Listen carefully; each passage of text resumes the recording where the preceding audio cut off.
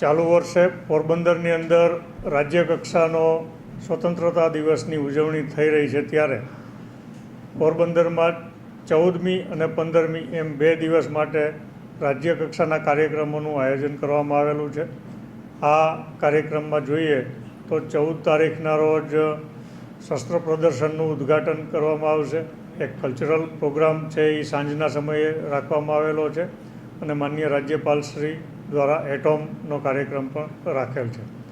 તો આ તારીખ 14મી અને 15મીના રોજ જે મહાનુભાવો પોરબંદર ખાતે ઉપસ્થિત થવાના છે, ત્યારે એમની સુરક્ષા માટે, વીઆઈપી સુરક્ષા માટે અને લોકોની સલામતી માટે પોરબંદર પોલીસ દ્વારા પૂરતો પોલીસ બંદોબસ્ત રાખવામાં આવેલો છે.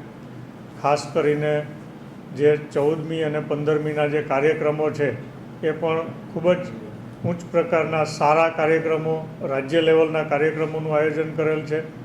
તો હું પોરબંદરની જનતાને પણ અપીલ કરવા માગું છું કે 14 તારીખે સાંજે માધવાણી કોલેજની અંદર જે કલ્ચરલ પ્રોગ્રામ છે અને 15 તારીખના રોજ માધવાણી કોલેજ ખાતે સ્વતંત્રતા દિવસની પરેડ અને અન્ય કાર્યક્રમો છે. આ કાર્યક્રમમાં લોકો મોટી સંખ્યામાં જોડાય એ માટે હું સર્વે પોરબંદરવાસીઓને અપીલ કરું છું. આ ઉપરાંત 14 અને 15 2 દિવસ માટે પોલીસ વિભાગ દ્વારા એક શસ્ત્ર પ્રદર્શનનું પણ આયોજન કરેલ છે.